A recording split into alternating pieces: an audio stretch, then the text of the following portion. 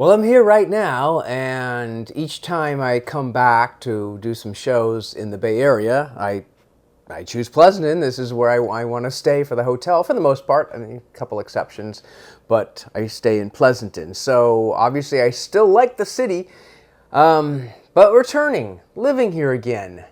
And it comes down to, yes, the right circumstances. And you could, I guess, maybe say that about everything or anything, but no, not really. If you said, well, would you live in Trace? Nope. Well, what about buying a house in Stock? Nope. I mean, there's answers where it's like, or questions where the answer is no, it's not even worth discussing. There's absolutely not. What about Hayward? No, no. Fremont, well, I don't know. Fremont, right circumstances. It's like, aren't they close? Aren't they the same? No, they're not the same. Castor Valley, I don't know. It'd have to be the right part of Castor Valley. But Livermore, no, I don't want to be in Livermore. So San Ramon, yeah, I can name all the cities. But yeah, it's obviously I still like Pleasanton.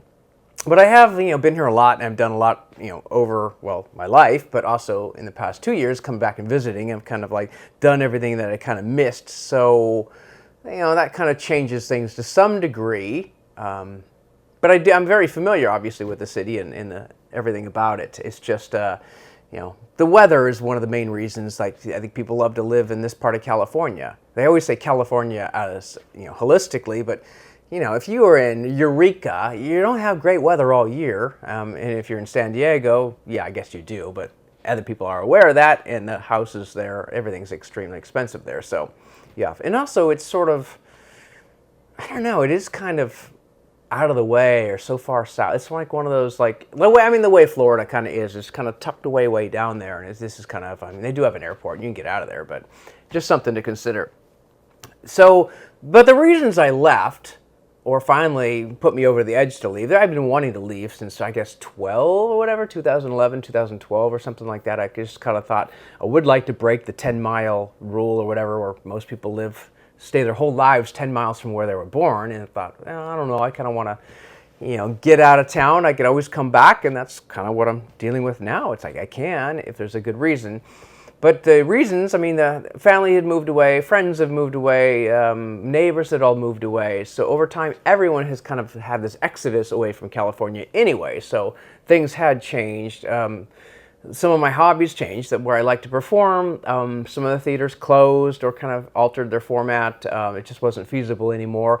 The church theater closed down, and there was no replacement for that. So, and that was that was something I really enjoyed. There was like 3 times a year where I could come out there and be a part of that.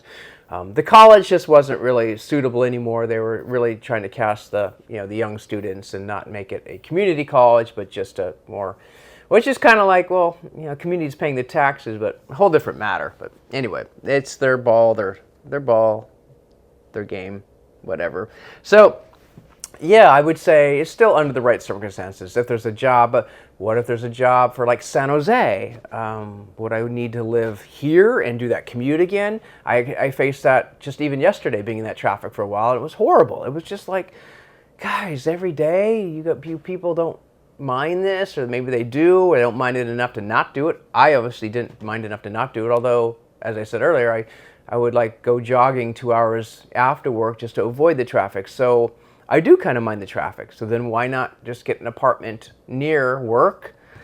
That's probably what I would, I guess I don't know. I would still think, I'm so close to Pleasanton, but I couldn't really live here. I'd still have to rent here. I can't really buy I don't want to buy such an overpriced home, whatever, where I can get like so much, the money goes so much further somewhere else. So I would still be renting, and it could be a small apartment, whatever, but then I'm dealing with like other people being in charge. I'm sort of not used to that anymore to some extent, even though HOA kind of has some rules. But yeah, I've kind of gone on and on. So, and what's the answer? Yeah, under the right circumstances. Is it like my main goal?